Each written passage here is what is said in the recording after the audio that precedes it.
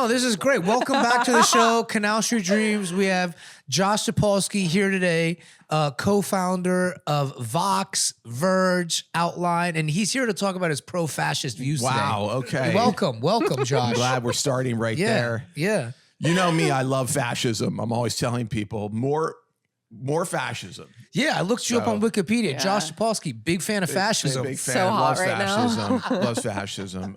No, well, look, we're living in very dark times. It's on my mind all the time now.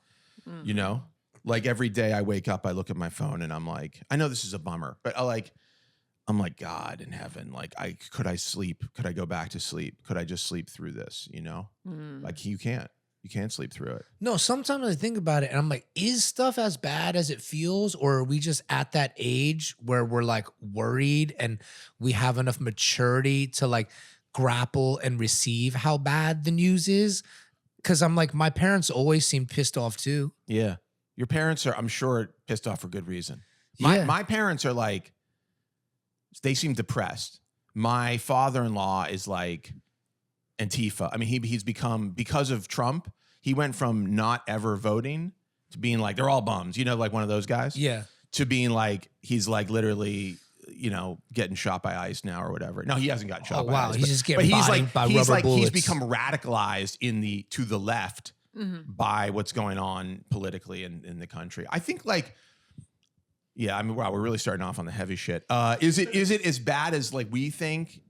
I think it is actually worse. I think it is what's going on in the highest levels of the government.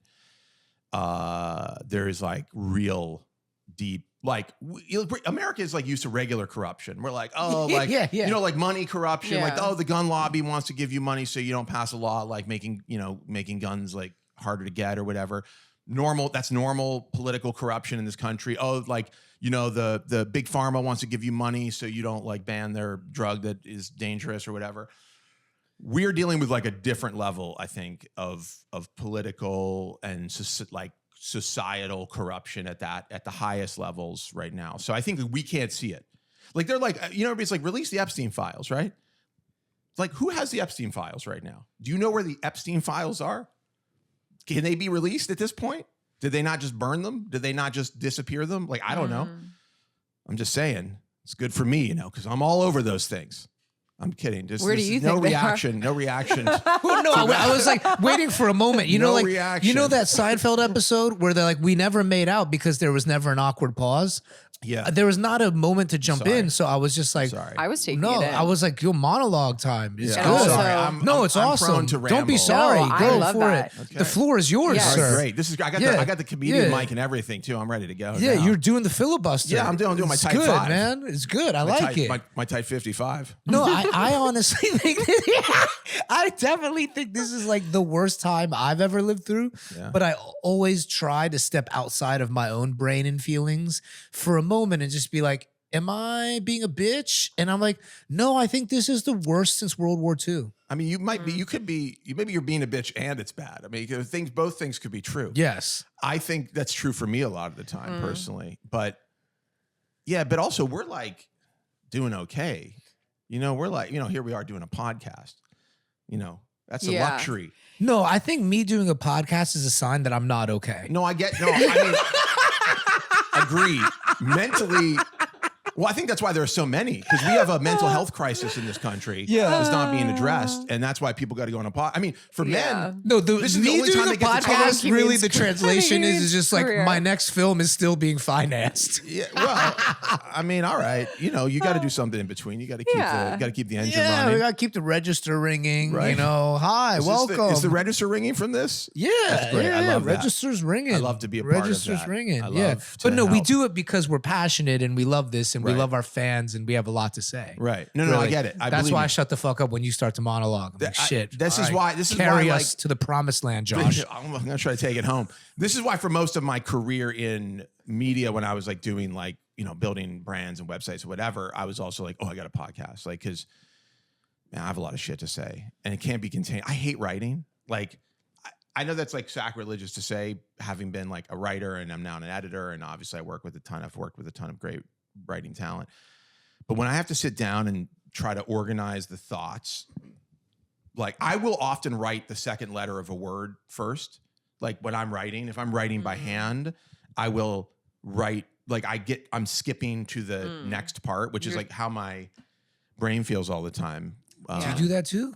Well, yeah, because for me, it's like I'm thinking so fast, I can't write it as quickly as I'm thinking it. And then I'm like, oh, I actually skipped a word because I'll be like, it just doesn't work as fast as my brain. So I'm better at talking than that's why I don't like writing. Because I'm just like, it's going to get fucked up. And then I get sidetracked and then I'm like bored writing it. So then it's a whole thing. Have you ever tried like doing, like speaking to a computer?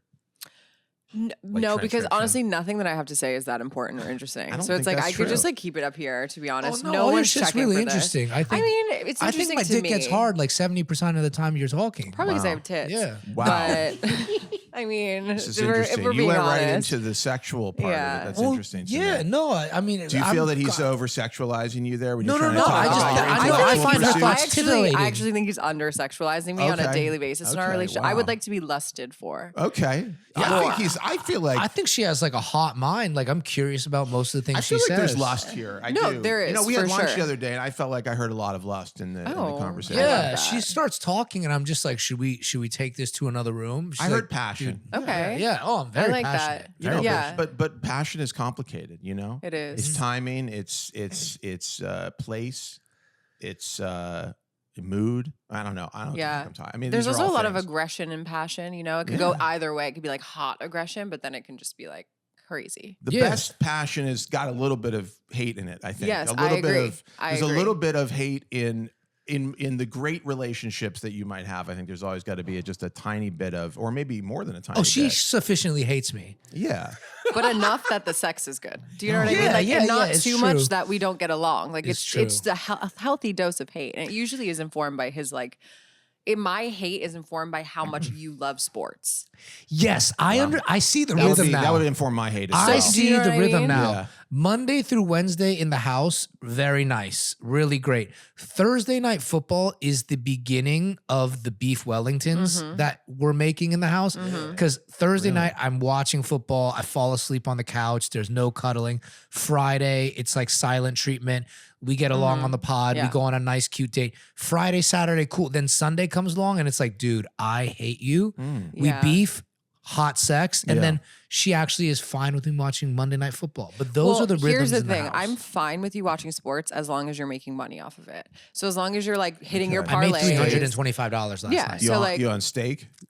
No, that's like Drake's thing. Yeah, sorry, like, go ahead. Whatever. It doesn't matter. I don't care where you are. I don't care if you're like on the line with a bookie down the street. I don't give a shit. If there's like money happening, I'm like, all right, cool. It's justifiable. Yeah. Justifiable. Okay. I'm like, cool. I like that. But my thing is, you're not just like, I have my team and I watch my one team's football game. I don't know what time football starts in the morning. I don't know who the fuck is playing. Starts in the morning? It starts at 9 a.m. He will watch every American game. football? European He'll watch game. every game. Are we talking about soccer? On a four split screen. So it's the fucking Chargers versus the whoever the fuck. The fucking Beavers versus football. the whatever. The Bears versus the Lions. Beavers is not a team. They're all on the screen. And I'm like, first of all, you're frying your brain. Are you splitting the screen or do you have four separate? Four. It's a split screen. Four. If he could, he'd probably have four TVs this is actually, all split. Okay. And this then is a new level I'm hearing. I didn't know this about you. It's ADHD. And then not only is it football, it's college football. Yeah. And then college football rolls right into basketball. And then I don't even know what other sports you watch. The Knicks are back. Are you watching games are you only watching games you're betting on? Or are you watching? He's watching I bet on every game. You bet on every game? game. He'll watch any game. If there's a fucking rec league down the street, he'll go outside to watch it. And he'll put the regular game on his phone. He'll watch anything. What's your ratio, like your hit ratio? Like, have you calculated how often you win? My hit ratio's low because I do 6, 7, 8 leg, 9 leg parlays. Yeah. But when I hit, it pays for everything. Yeah. So they do. So that's actually that's the business is betting. I hit some whoppers. Well, you have to risk it all to win big. Yeah. You know what I mean? Like you can't who cares if you're winning like $25, $50? Can I have $50? Like no, you gotta really risk it all. You gotta lay it counts. But all when your you say risk that's it all, the thing. What do you she mean? likes the kind of man I am as a gambler. One time we lost our house. We were homeless. No, No, that's not because of gambling. I'm just kidding. No, that was I'm not kidding. because of I'm gambling. kidding. No, there I'm wasn't. kidding. You did lose your home, We but did not lose our because house. of But gambling. we didn't lose No. our house. We Okay, moved but out hold on. of But like, it. give me a number. Give me a digit. Like the biggest what? digit Oh, I that have you would no gamble. idea. Biggest I don't number know. you would gamble.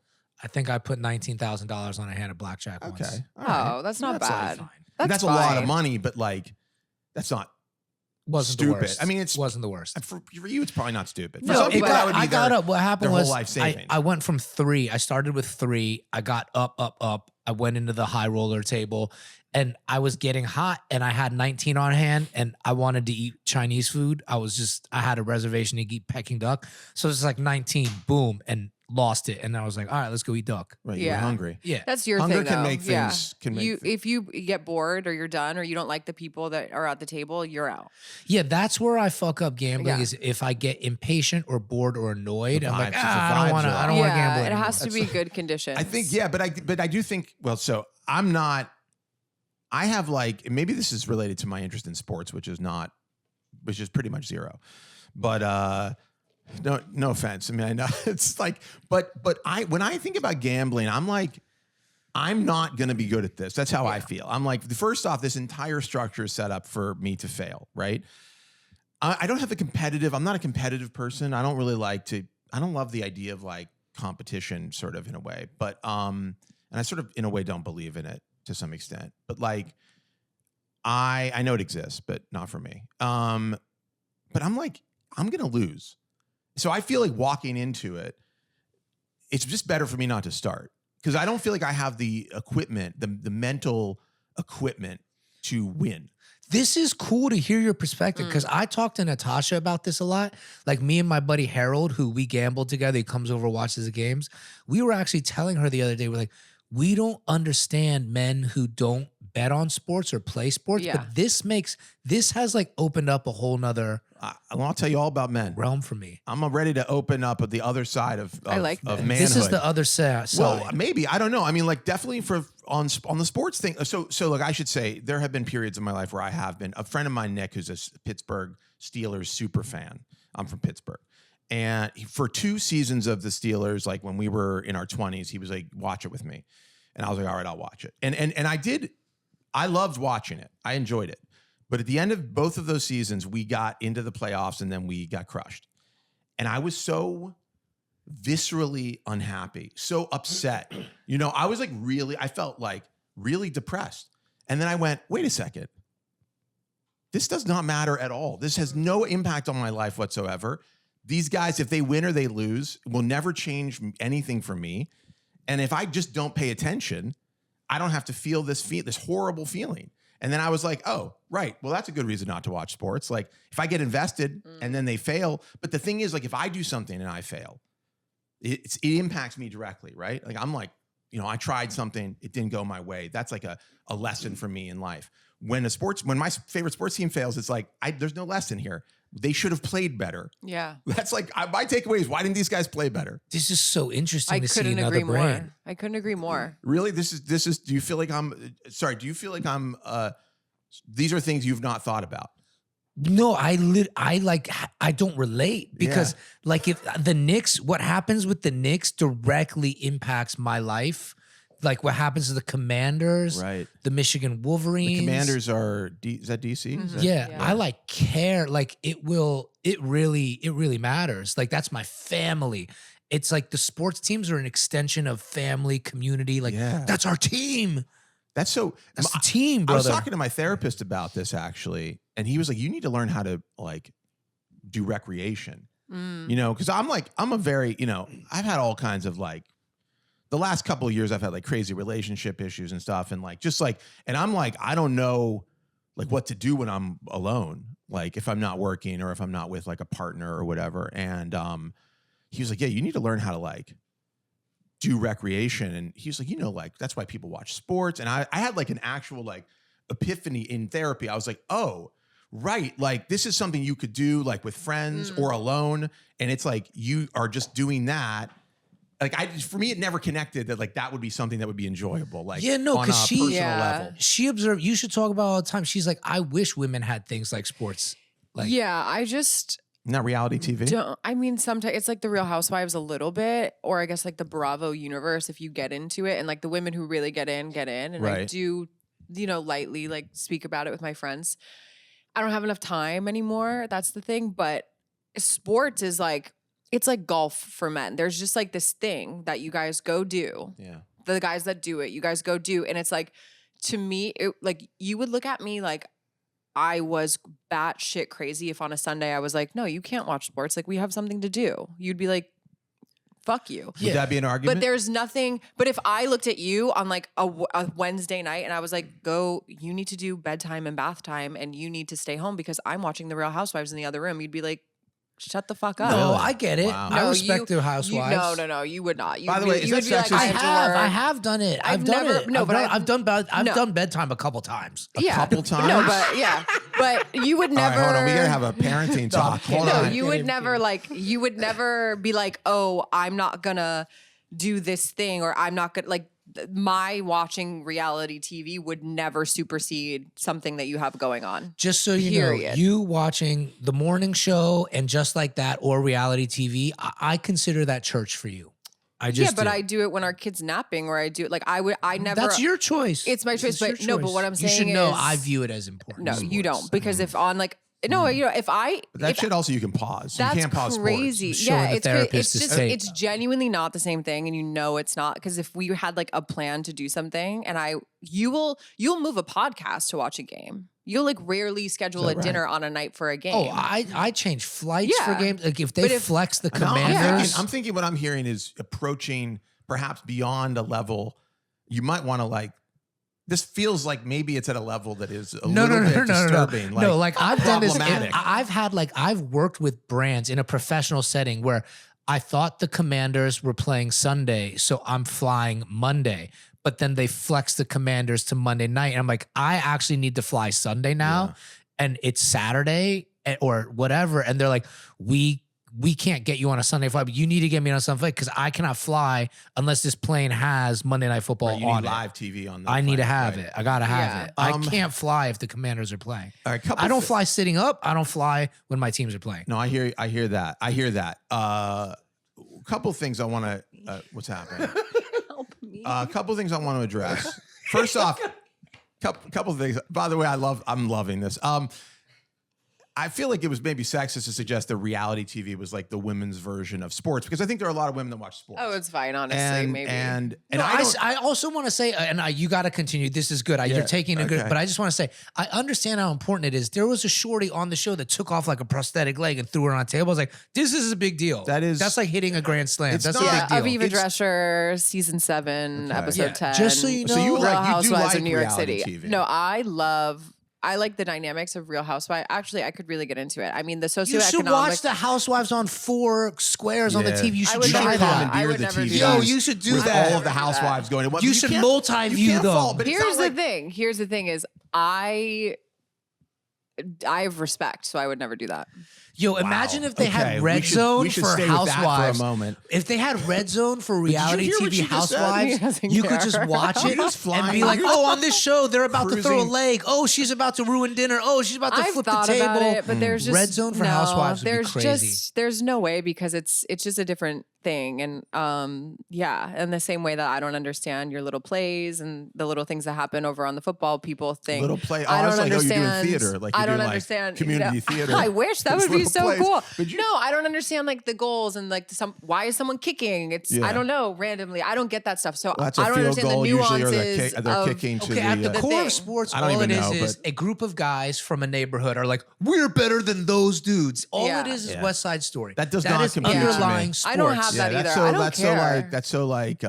That doesn't. Yeah, I'm like whatever. Yeah, I don't have it. I'm like, I know I'm better than you, so I don't have to like prove it. Yeah, exactly. Damn, you have self-worth. I like it. Damn. I mean, not to be egotistical, but when it comes to that kind of stuff, if somebody was like trying to flex on me or whatever, I'd be like, this isn't working on me. See, I think I don't have enough self-worth. I need to be with the homies. And then I'm like, all right, as a gang, we got self-worth. And if we all wear this same shirt and then go fight those guys from the other place with different shirts and prove we're better, then I have self-worth. I want to rewind for a second. I like that, but I want to rewind.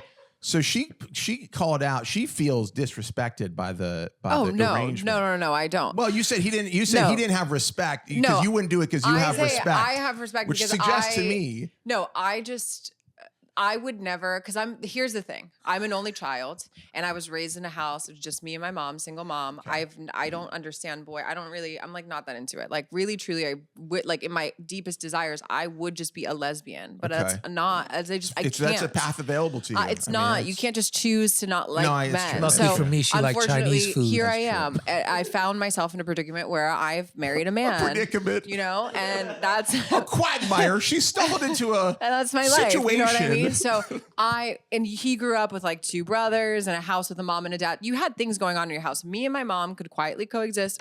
We usually like the same stuff. We're like the girlies. We like the same stuff. We like the same shows. So if we were watching something, it would be the same.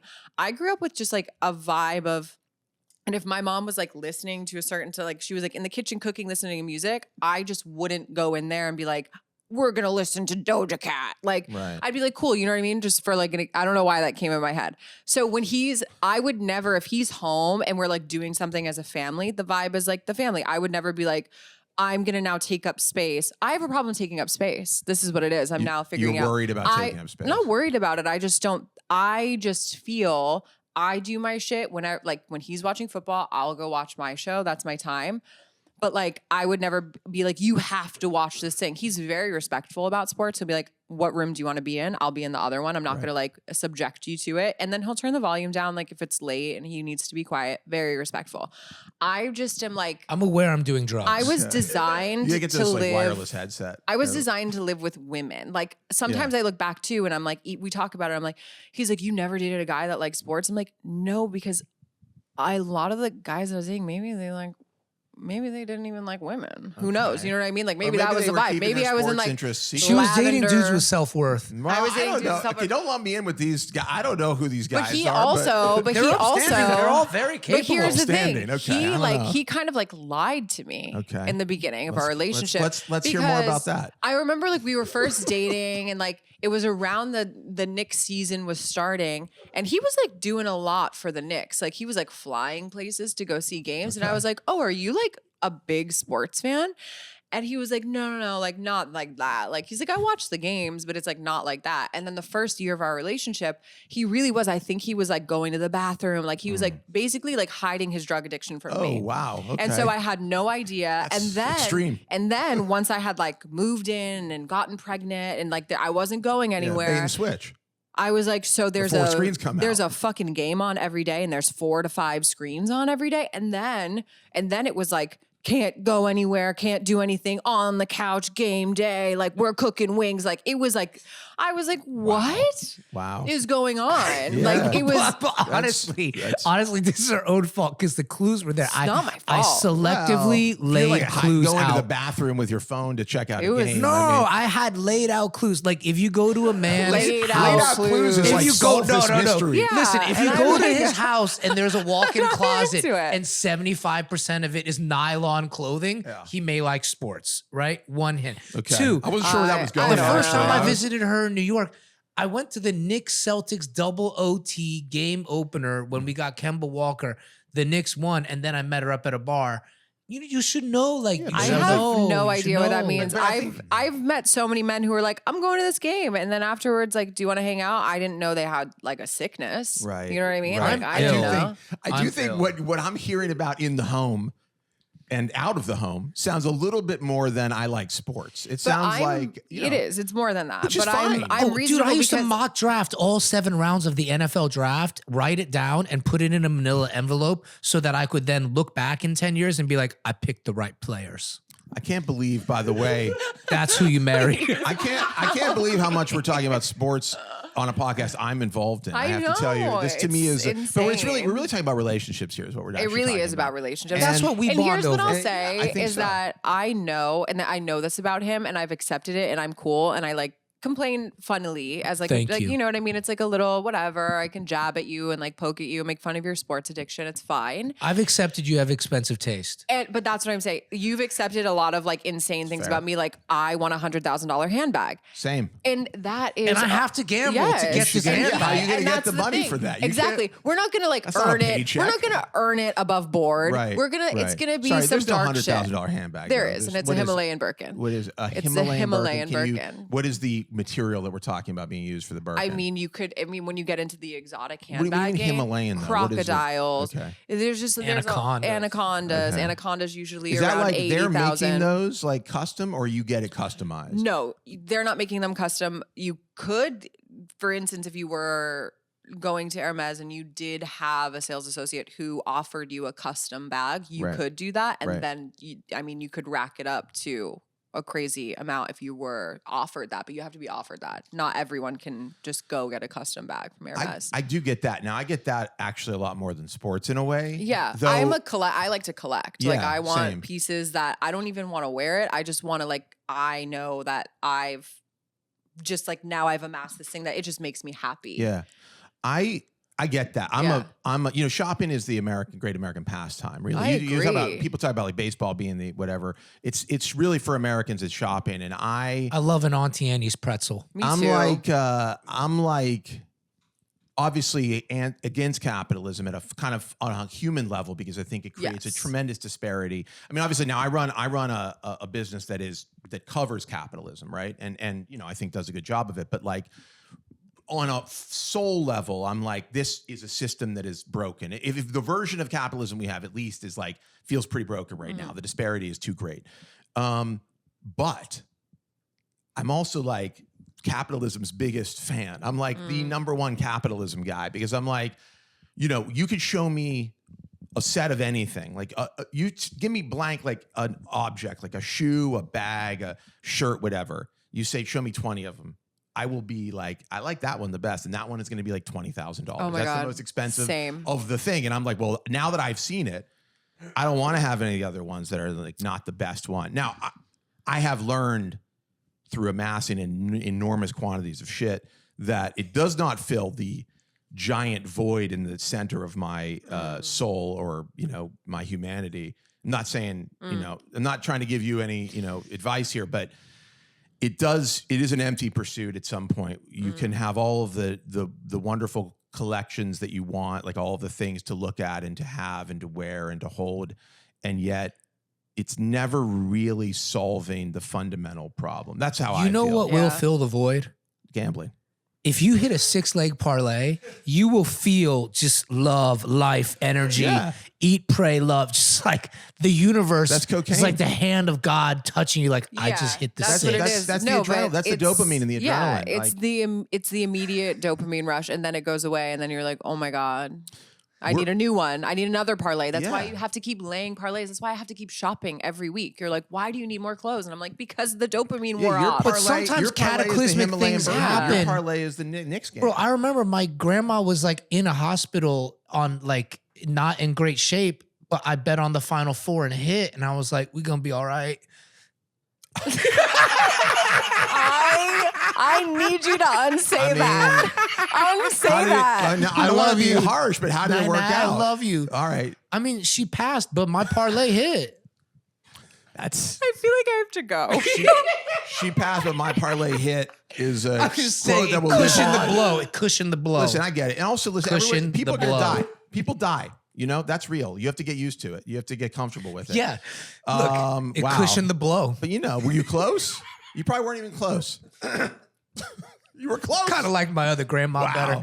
I got people in my family that could die, and I'd be like, all right, whatever. It happens. Shit happens. But I've never been in my life this gagged. Wow. I am gagged right now. I'm glad to bring this out. This is incredible. Gagged. But you know what? I will say, if somebody I don't know, like if I had like a cousin of a cousin of a cousin, and like there was like somebody who was like, I'm gonna shoot them, but here's a Himalayan Birkin. I'd be like, okay. Yeah, see, Everyone has their price. you couldn't be that mad. You couldn't be that mad. I'm just saying. You couldn't be that mad. But I will say, okay, that's an interesting analogy. Because you could one door closes, the other door opens. I can only the think universe is fair. Himalayan You're gonna Birkins take your are grandma, forever. but you just hit the 6-leg parlay, brother.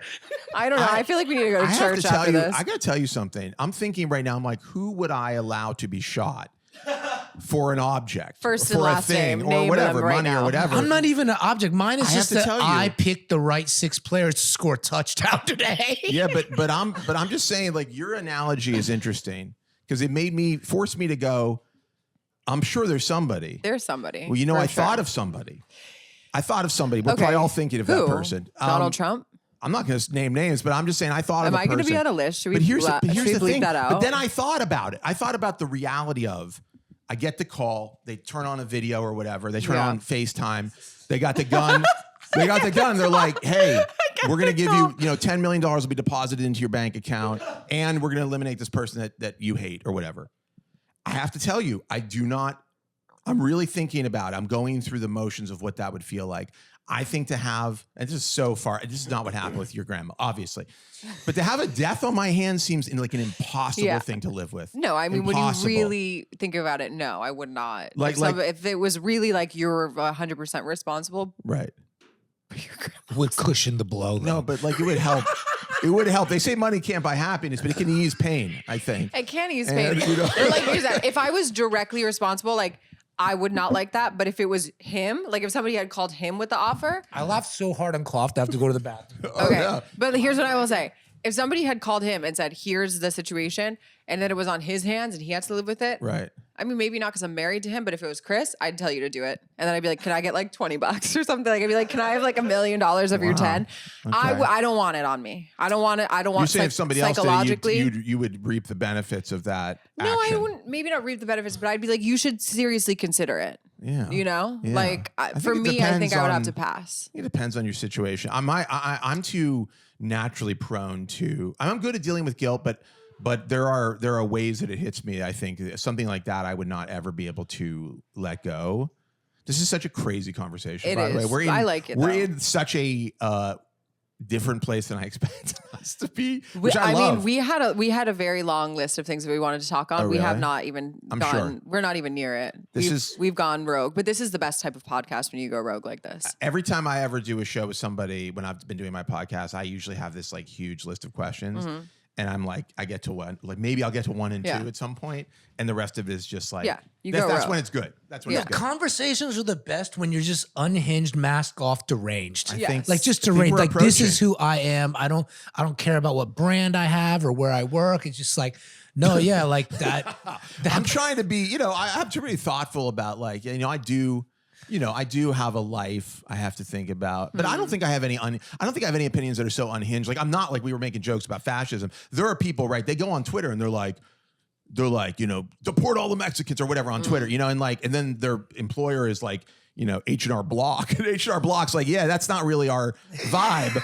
We're not really You may like, need to be a Jackson Hewitt. we're not, whatever. Like, they like, lose their we're not jobs. And about I'm that. like, you just didn't have to say that. Like you could think it. Yeah. Like I do think we need to return to a time when you can think it and not say it. I feel like I don't want to try to change the subject here, but we're obviously talking about like just being open. Yeah. There are things for sure that I think not like that, but I'm sure there are opinions I hold where if I said them, I have said them on Twitter. There have been times when I've said things on Twitter and they were about, they were the right opinions in my, from my stance. But there are a lot of people who, when they hear the right opinions, they don't like it. Yeah, yeah. There should be like a very light return to shame in saying something outlandishly crazy publicly on Twitter with like your whole life attached to it. And if you're saying like deport all the Mexicans, like, maybe you should like have a thought before and be like, I think it's pause. even shame is like you don't have to think of shame to feel like there's a time and a place for certain dialogue and certain conversations. And like, I think a lot of people don't know anymore because the internet has so obliterated their view of reality that they're like, every place is the time and place for this conversation. It's like, not really.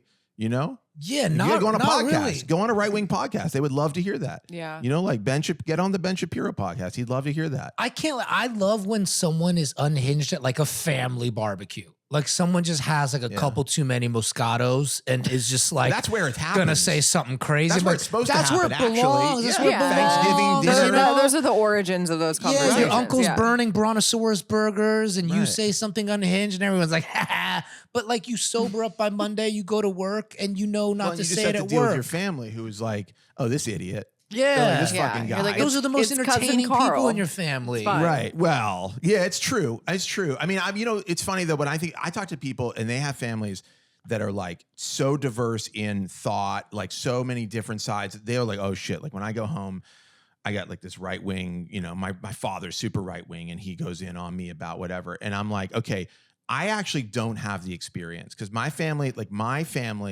obviously, like I was raised Jewish. I'm an atheist, but my family was like very lockstep about fundamental stuff. And so where we would get, I remember having arguments with we'd have like friends that came over for like Thanksgiving or a Jewish holiday or whatever. And we'd have arguments about like the Israel-Palestine situation. Mm-hmm. And there'd be like some Jews on one side where it's like all Israel. And then there'd be the other Jews who are like, we need a two-state solution. But that was like within a realm of basic sort of agreement on some other stuff, you know? So I'm like, where I'd hear people, like my uncle would be like talking about, socialism and how we need to do like violent action to like change how the government operates. And I'm like, well, that's a very radical opinion, but not like within that group, not radical, And I think like, that's like when you're not in that, when you're outside of your group, people hear that stuff and they're like, this is it's context collapse, right? Where you're just like, this doesn't make any sense to me. I'm fine with people having crazy opinions. Have a crazy opinion in a group chat, at a barbecue. It's just like at work, be cool. Yeah. Everybody at work, be cool. In the public sphere, social contract domain, be cool. Right. But like, I don't fault people for being crazy. But the podcast is the weird mix of it is work here, like, right? Like this is a job in some way. Mm-hmm. And also it is like a friend conversation, but also it is like a public, we have a long history because we met at TED. We met at TED like 15 years ago. Yes. And I got kicked out of TED because instead of doing one of the functions like meeting the donors for a cocktail mixer, I went on DVD ASA with Asa Akira and they were like, that doesn't align with our values, and they booted me. TED's that's a weird vibe. That whole, I wrote about it at the time and it's like a crazy bubble. You're supposed to be, they actually want you to be like trapped in that bubble. They're like, be inside of this the whole time. I might have actually mentioned you in the article. I'm trying to, I might have very well mentioned you now that I think about it. But check it out. It's like 2011, but sorry, I didn't mean to derail the absolutely unhinged shit we were talking about, but I was just thinking about the levels that we've hit in the conversation, which are super interesting. No, we were there and we both didn't like it. And then I just pulled the plug and did the pod and I was talking about eating black bean sauce and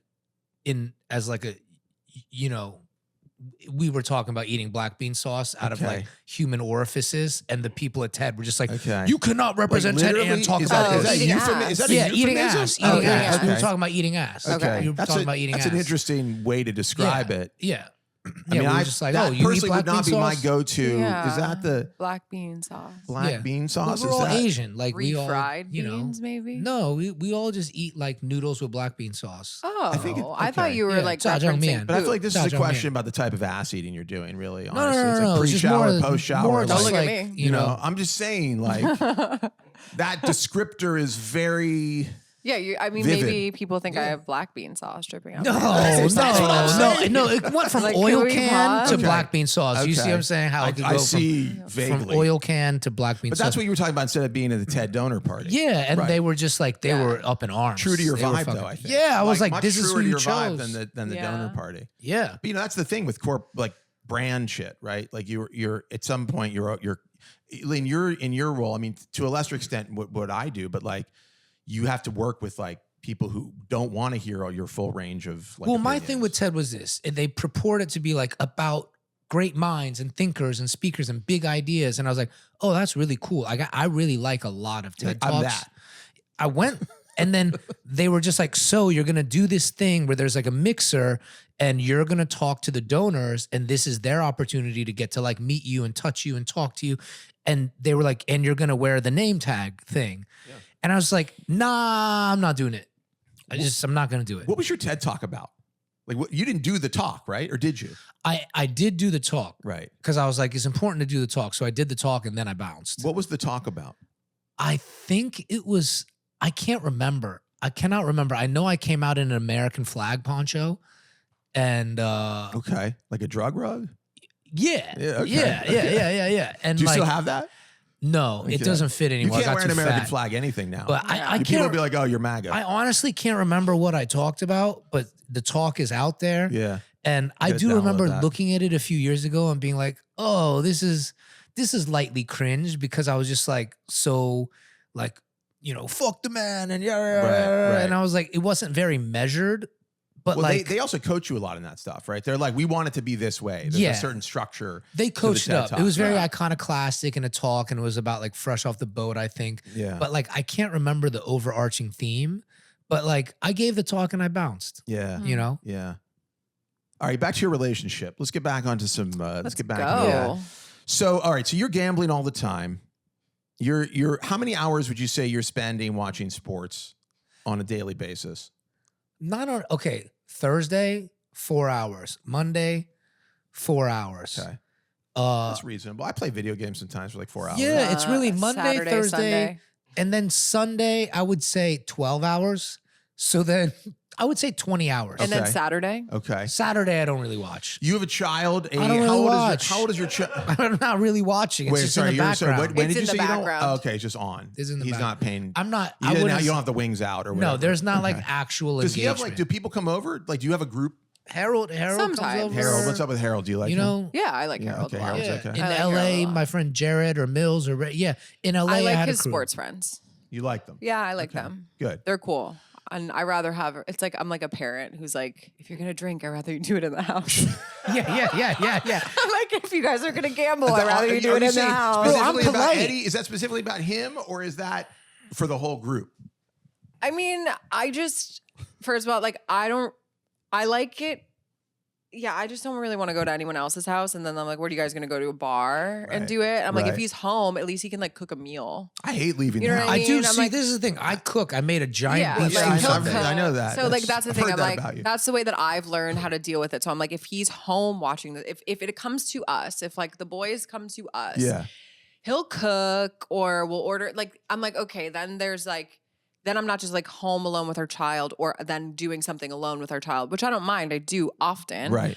But I think just on the weekend, to me, I look at it as family time. So I'm like, okay, then I'm like, we can just do the sport at home. And then our son can be there. You can spend time with him on the off chance he wants to like sit in the room and watch sports. Yeah. He can like see. That's what I was wondering. What's going on. You're trying to involve him in And my son likes the homies. Like he Yeah. loves Uncle Harold. He likes Right. the hanging out with the boys because Right. he's with me a lot of the time or he's, Right. you know, so that I don't mind at all. I just think the like consecutive hours, like 9 a.m. to like Yeah. 11 p.m. is just so crazy to me. That's tough. But it's you have mine. I mean, it's a business interest. the one thing it shows though is I'm committed. Yeah. I'm a committed, loyal man. That's It one way does, to but take- it's like that's one also takeaway. not That's an because interesting takeaway. because it's every team. Like I feel like if it was Oh. like, you know how what's Oh, the movie interesting. Bradley Cooper, Jennifer Lawrence? Oh no, my team is the Commanders. Silver Linings So, Playbook. yeah. I bet Great movie. I work every game, but Yes. my heart is with one team. He Who's does that? refer to it as working. I'm working. He will I'm tell, like he'll be working. watching What a is the game. He's like, team? I'm working right now. What's the one team? Commanders? But that's the Washington code all the Commanders. homies use in the Commanders. chat. They're like, "Are you Okay. working? Are you working this game?" I'm Because like, you're "I'm from where are working." you from originally? You're not DC. from okay. So Yeah. So that's why, right? So because I have to watch the Steelers, you got to watch the Commanders. Yeah. They previously were called. The Redskins. Redskins. That's the team. Okay, Yeah, because there's been a couple of team name changes. Again, I'm not an Yeah. expert, so It was a change. yeah. But Trump's going to fix that. He's getting it back. He wants does. to trying go to He make back. them does. the Redskins Out of again. nowhere, No, he's like, we need he's to like, call it Can we make the name racist again? Yeah. We'd prefer For the no racist reason at name. all. It's crazy too. How he comes up with some of Yeah. this stuff. He's like, it's more American. unasked for. Unasked Yeah. for. Like on Columbus Day, he issued a whole statement. He's like, just to be clear, this is all about the Italian hero Christopher Columbus, who discovered America and is a great American. And Yeah. how dare anybody say otherwise? And we're like, okay, man, that's Yeah. fine. Like nobody asked, really. I mean, I get there's a few Italian people who are like, can you say something? Okay, But- so I'm curious though, as a man that doesn't watch sports and is not Yes. bringing this baggage into his relationship, Yeah. what do you argue with your wife about? Well, the relationship comes up a lot. You know, we've definitely had very recent turbulence that has been the topic of a lot of conversation. Now, here's the thing. Laura and we talk like so much. Mm-hmm. Like she's a writer and an editor. She's so smart, like so much smarter than me. And we just fucking talk nonstop. I mean, like I left the house and then like had this idea and I called her and we spent like 20 minutes, 30 minutes while I was driving down here to like talk about it. We were just talking, you know, like, See, so if you what do we took 20 argue about? hours out of each week to gamble and watch sports work games, that's 20 hours that you guys wouldn't be stressing each other out. Well, but that is okay. But that is true. Like part of my Dr. Phil, part of my greatest problems are like needing that person, like having to be with a person to enjoy things. Like I have some kind of thing where it's very hard for me to do things on my own. It's hard to envision enjoying things on my own. This is like what I was talking about in therapy where he's like, yeah, I was like, well, I want to go camping. He's like, you can go camping by yourself. I'm like, do people do that? Would I enjoy that? You know, I'm like, it's like, he's like, you know, this is, again, he was like, that's why people watch sports, you know? I'm like, oh, okay. But so what do we argue about? I mean, we don't argue about a lot. The arguments that we've really had, the truly horrendous bad ones, have been about the state of our relationship, the variety of things that I have done that have not been great in the relationship, I would say. And, you know, like dealing... Should have been gambling. Well, I think... Don't take this advice because we still fight horrendously and he's gambling. But gambling, I think gambling would be a preferable past... I'll just say this: gambling is a preferable pastime to my bad habits. Let's put it that way. So I would just say, like, you know, if gambling is the worst problem, like you at least you got one thing that you don't have to worry about. So yeah, thank you, Josh. Just not to be too cagey about it, but like, you know. Listen, I'll take the evil I know versus evil I don't know. I don't know what would happen if I was like, no sports. I've tried before. Yeah, I've tried to say just no cocaine, college sports. alcohol. No, I don't think so. I think it would just be something bigger. No, it would honestly probably just be that I would be receiving multiple emails. No, I would just go to the sauna more. I would box more. I would walk around more. I physically got to do stuff. That sounds nice. Yeah. That's what I do. I wish I could motivate myself to do any of the things you just listed. In the summer when there's no sports, I just sauna, I walk, and I box. That's fucking great. That sounds so nice. Yeah. I read books. I will say I isolated myself. We moved up north of the city and to this like sick house. I was like, oh my God, I love this house. I want to live there. We lived in Greenpoint forever. And I have been thinking lately, I'm like, we're really isolated up here. Like there is no like convenient sauna to go to. There is no like, you can't just walk somewhere. Like we don't have fucking sidewalks where we live. Yeah. It's like a kind of a nightmare, you know? And like, now that I have, my daughter's 11 and I'm like, you know, she has like all these sort of cultural interests and I'm like, yeah, you can't really exercise those interests here the way you could like in the city, which is like sort of, you know, I've been thinking about it a lot as you say these things like walk around and go to the sauna. I know that's like a hop, skip, and a jump in the city, you know? Yeah. It's interesting. I will say our relationship was probably in the worst space that it ever was when we lived isolated in Los Angeles, like in the hills. Yeah. Because there wasn't, I mean, I had moved from New York. He had moved from New York. There wasn't, like you said, there wasn't a place to just like go for a walk. Yeah. There was, you could walk around the hills, but you're not getting that engagement as like, even if I just walk out the door in New York, I'll like bump into somebody or like you just like have an interaction at the deli. You're like, I'll have a water. And then you feel better. Some guy was like, you know, the cashier was nice to you or you held the door for somebody. Like then you're instantly a little bit better off than you were when you left. And then it's not a fight in LA. I was like, did you just look at me that way? How fucking dare you? Because if all you're doing is staring at the relationship, talking about the relationship, you're gonna go in circles. I think it's actually really helpful to like have things to pop out of it and pop back in and like have the full life. But I will go back. You say we have horrendous fights. I will say this. We had a fight right before I met up Josh for lunch, but I will say this. I don't think our fights are that bad. They're always just one of us feels that someone is doing something that makes them feel unloved. And then all we have to do is just reconfirm, like, I do love you and I'm here and I want to be here. And once that is honestly and addressed with like vulnerability, it's like, oh, we're good. That's it. I agree with you, but the route that we take before we get vulnerable is horrendous. Oh yeah. And I'm not going to like go into detail, but that's how it's done, I believe. Yeah, no, but I will say it's horrible. I will say I have a lot of thoughts on this. I will say, like, one thing is I mean, Laura and I have had some of the craziest fights, like the craziest fights, like about shit that is very, very much about like how we feel, not about like a thing, like why didn't you pick up the laundry or whatever. It's not like that. It's like, I do think it's really hard to express what you really want. And also in expressing what you really want sometimes, or what you need, it's like, if I have to say it, I think a big thing with relationships is like, if I have to say it, then it doesn't matter if I get it, because like the fact that they didn't know that I needed it is what is making me feel aggravated. It is what makes me feel like deep down that is the most upsetting part. Like, I don't want to have to ask for the thing. I don't want to have to ask for love in the way that I want it. I want you to know how I want it and give it to me. And I think like it is really fucking hard to like experience that in yourself and to recognize it. But it's also really hard to figure out a way to say to a person, without it sounding like a command or a request or feeling needy or whatever, saying like, this is the thing that is bringing me to this place or whatever. It's really very difficult when you know somebody really well, when you've been around them all the time. It gets harder and harder in a way. There's actually a great Philip Larkin poem about this that ends with, it's about people laying in bed. And it's like, it essentially says like, we're trying to lay here in bed to say things that aren't unkind to each other, like trying to like hold back from saying the unkind things. And I think like, it is like the way relationships can be when you've been in them a long time, and the good stuff is all still there, but those infractions rise to the surface in a way that is really like, they stick with you in a way that's different once you're with somebody a long time.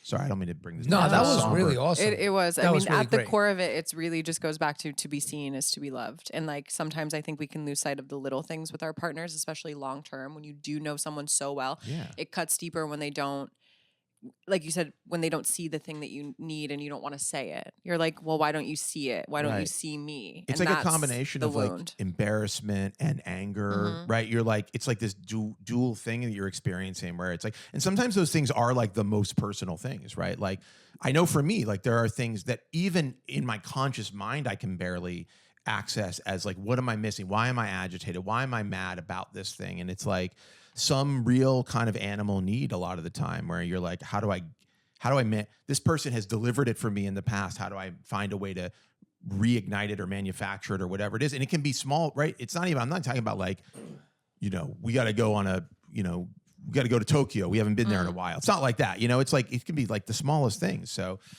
anyway, I think, we're talking about relationships, but that's something I think about a lot. And I'm like, how do you ask? How do you give?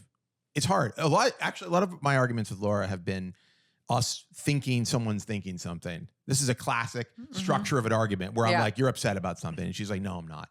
And now sometimes she is. Sometimes I'm right. And sometimes she's right when she says it to me. But a lot of times it's like the asking, the being like pushing, like I'm a bully. I'm like, my family's like, we talk about everything all the time, nonstop, interrupting people, whatever. I'm sure you can tell that's what's happening here. Laura's family is the opposite, quiet, reserved. They don't really say a lot of the time what's on their mind in a good way sometimes, and sometimes in a bad way. And she said like, you'll like bully me. And in a positive way sometimes. She's like, you've bullied me into talking about things I don't want to talk about. Sometimes I'm just bullying though. Sometimes I'm just like, I think something's going on. You got to tell me. And that will be the genesis of an argument that has nothing to do with anything. Sometimes I'm right though, a lot of the time.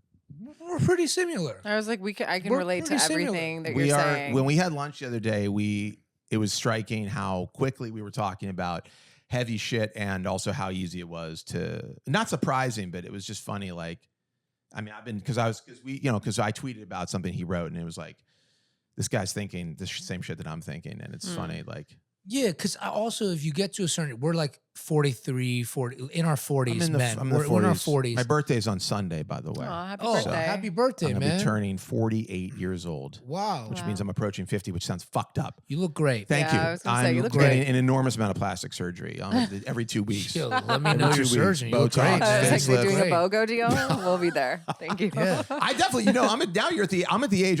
You're in your 40s. I know it's not polite to ask a woman, but how old are you? I just turned 18. Okay, that's the right age to be married. you do start to, I'm like kind of anti-plastic surgery because I feel like I see it and I'm like, do you know what that looks like? Because that does not look like a human situation to me. Like increasingly I'm looking at people and I'm like, this doesn't look like the way a person's supposed to look. Like now I'm not saying everybody who gets stuff done is like that, but there are people who take it too far. I don't want to be judgmental. See, but I don't like have the I should capacity to think about this because I'm trying to be like, you think the Browns are going to win this weekend? Should I take the money line? You do have the capacity to think about this. Remember the woman we saw at Bristol Farms who had the best facelift of all time? I'm blown away. Kris Jenner, best facelift. I'm fucking Kris Jenner. She looks Kris incredible. Jenner looks like her fucking daughter. It's crazy. She looks like Kim Kardashian. I know, it's nuts. Okay. It is the best work of all time. Listen. But I'm vain. But before we should ask Josh the 5 questions you got for him. Okay, you have 5 questions? Yeah, you got questions. I don't even know how long. They were rapid. I mean, they were more tech-related rapid fire questions. Yeah, I feel let's do it. I'll do whatever. Once Chris stands by the camera, that means is that the signal? You motherfucker! How dare you? We were in the middle of something here. He's the light. He's special, and you're crushing. Do you have another person coming in after? No, it's like before Josh goes into his next bit, the light is on. Yeah, you need a light. Okay. Okay. So we have 5 questions for you. Rapid fire. They are all tech related. Great. Okay, That's all right. I'm the tech guy. Let's go. Okay. So best news outlet right now. Best what? Best news outlet. Where are you getting your news? Oh, that's a really tricky question. I mean, I read. Just fucking say it. We said rapid fire. Rapid fire. It's not a rapid fire answer. I mean, look, news is fucked up right now. There are a lot. You have to read a lot of different sources to get the right news. I do think, despite many fucking problems, the New York Times still does a very, very good job with a lot of the news of the day.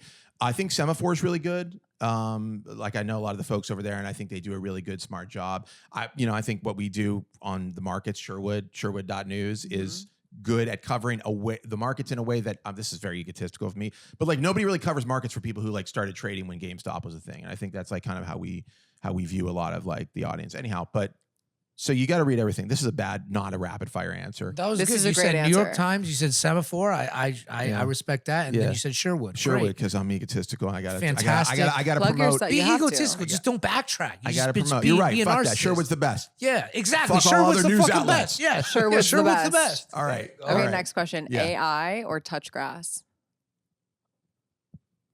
I mean, that's not the question. In Bush my or opinion. no Bush?